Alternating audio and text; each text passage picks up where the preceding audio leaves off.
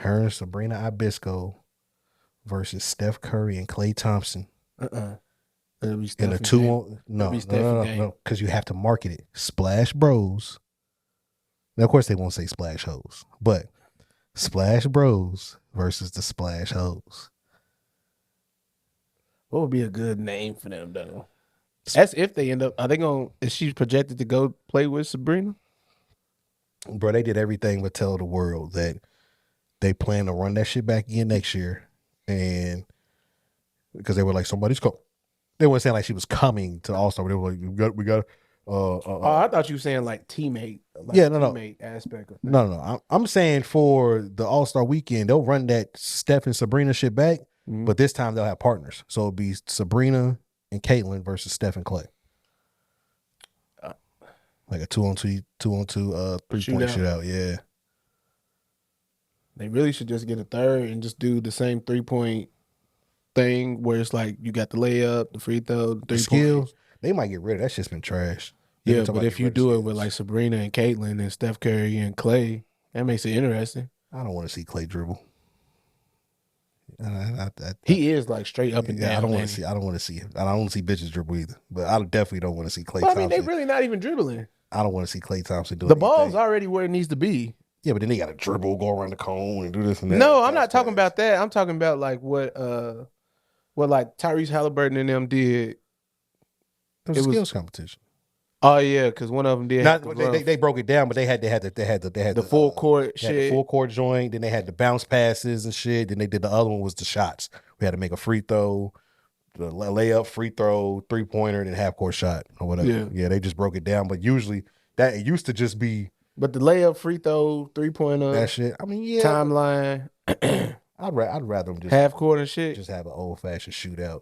Because I ain't gonna lie, this shit was interesting. Did you watch it? The Steph and Sabrina shit? Yeah. It was interesting. That was probably the best, outside of the 3-point contest, that was the best. Yeah, you low key, like that was the first time I ever seen. Those were the two best moments. I seen like a little hint of fear in Steph's eyes. I mean, she came out sparking them. Bill, she had 26, 28. Yeah. She just came out bang, bang, bang. I was like, ooh. Okay. I was like, Steph, I think she only missed like 4 shots. Yeah, I'm like, Steph, you at minimum, Steph, you gotta take it serious. You can't just half-ass it. Like you gotta. Hey, you know what's funny? Had he gone first, I believe he would have half-assed it. Yeah. Yeah. But she really came. She came to try to win. And was like, nigga, I want to fucking win. Like, they got me fucked up if they think I'm really not going to put my all in the shooting. I'm going to do my thing out here. It's what I do best. And then he's watching and he's just like, because he first was sitting down. Then, you feel me? She just kept scoring. Then, bro, that's when he started standing up. Yeah, like, okay. And you can see he got antsy. Yeah. He was just like, bro, I'm ready to go shoot now. Yeah, let's get it. Oh, I didn't think she was really going to go for it. She only hit 7. She hit 8. All right. Yeah. Nah, nigga, she hit 26. And nigga, you better not lose. Bro, the crazy thing is, bro, she hit more than the actual men in the 3-point shootout. What they had 4? They had 4 people that hit 26. Yeah. Yeah, I think they said last year. Well, not last year. This year was the first time that everybody hit over 20 because everybody hit over 20. And they had like 4 people they all tied at 26. But then that 3-way, I was about to say that 3-way tie, like you know what I'm saying. She would have tied if she would have. Oh yeah, no. She could definitely shoot with the niggas. Like shooting that's a legit skill. It's not like dunking and all this shit. It's like if you can shoot the basketball. You can shoot the basketball. That's the ultimate like hand-eye coordination. Yeah, you can shoot the ball. Like you can put the ball exactly where you're looking at. A shooter can if somebody's a shooter, they can shoot on any level. And I know motherfuckers are gonna be like, bro, it's all muscle memory. Yeah, it's muscle memory, but it's still hand-eye coordination as well. Yeah, it's a combination of all that. It's muscle memory, hand-eye coordination. It's all that shit, bro. Hell yeah. It's all that shit. Hell yeah. Well, welcome back to another episode of You Gotta Relax, man. I am your boy Sonny, and this is my dog. Drizzle. We back with another episode, man. Let's go ahead and hop into it, bro. That was a nice little intro. Since we on the subject of shooting the ball, let's go ahead and get into Caitlin Clark, man. Ah, yeah, Caitlin Clark. Yeah, she announced that she was entering the 2024 WNBA Draft, and she was going to forego her last season at Iowa. She put out a statement saying, you know, just she loves playing with her teammates. She loves all the fans. She loves Iowa to death. But she's excited to start her next chapter. She said we still got a long season. You know, she said all the right things. Still got a long season. Still playing for a championship, like, you know, all that stuff. But my my career is ending after this season in Iowa, and I will be going to the WNBA. Yeah. And everybody expects the Indiana Fever to have the number 1 pick. 9 times that they would be foolish not to draft Caitlin Clark at number 1. Like, I don't care who, and you can run it back, and she's in the same draft as Candace Parker. You can run it back, she's in the same draft as Brittany Griner.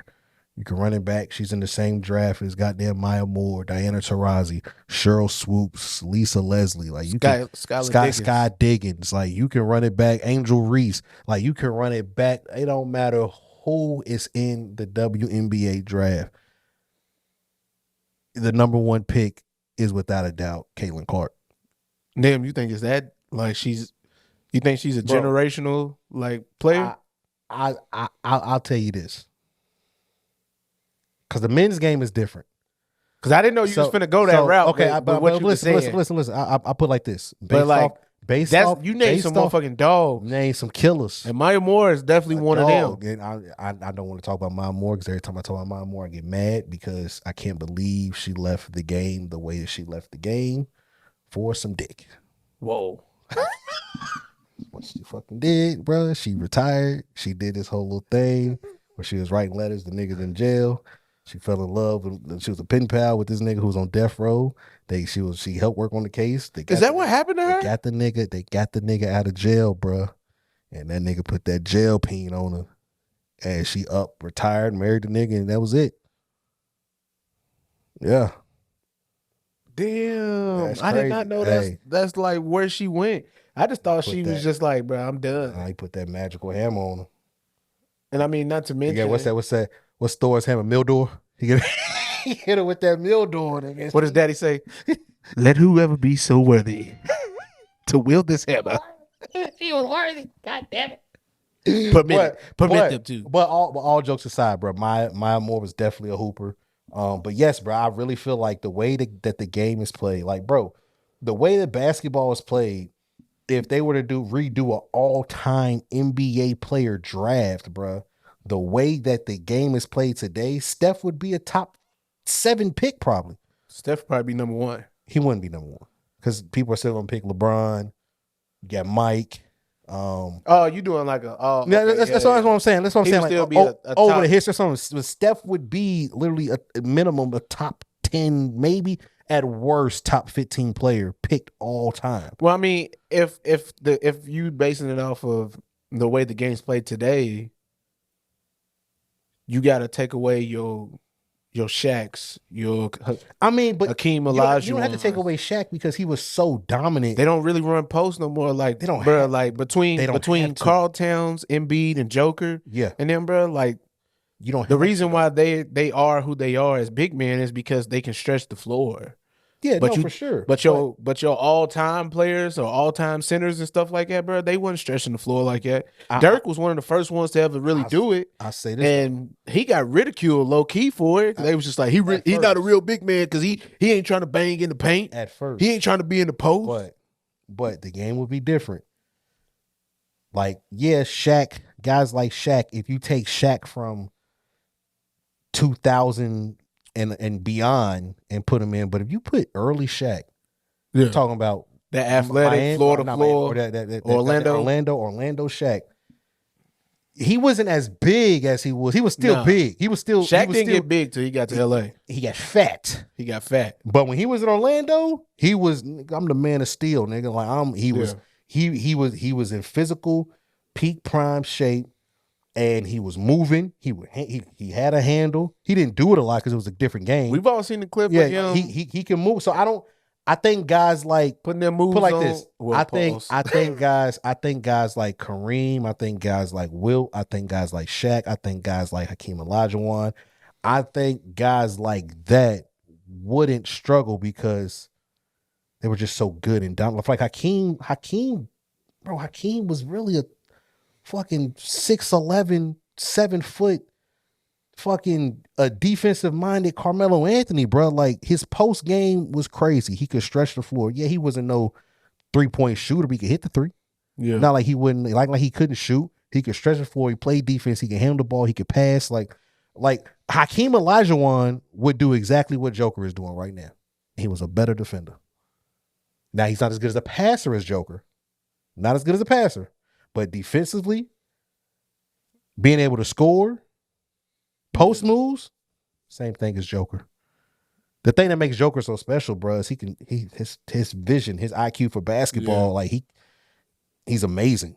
You know what I'm saying? He's not the Joker. He can shoot. Does Joker really have post moves? Not for real. I mean, he gets in the post, but he gets in the post and he looks to pass and shit. Like, he's not getting that bitch and working you to death like a Hakeem would. He's not doing post fades like Dirk. He'll do it every once in a while, but it's not really his game. You know what I'm saying? Mm-hmm. Joker scores all around the basket. Somebody miss, he tip that bitch in. He's running the floor. Somebody hit him. He hits some back, little give and go action. Like Joker's a dog. But I think guys like Hakeem and Wilt and Kareem, Shaq, I think they'll be fine. Now you get talking Bill. You talking about Bill Russell, but you get talking guys like Bill Laimbeer or fucking Bill Walton. No, they'd be Zubac at best. You know what I'm saying? Like, but guys like, and I don't know, Bill Russell. Bill Russell was on a lot of great teams. One of the greatest players of all time. I think if you was to do an all-time NBA draft of players, there's a possibility that he wouldn't be drafted. Of course not, bro. Because you know what I'm saying? Just because the way that the game, and he wasn't, and Bill was a great he was a great defender. But in today's game, you have to be able to score. Yeah, you want you to defend. But I mean, it's also way easier. It is way easier when you the tallest man on the court. That too. But that's also what I'm saying. You know what I'm saying? The same thing for Wilt Chamberlain, bro. It's like, he put up 100 points in the game and it ain't been done since. And it's like, I don't think he put up 100 points.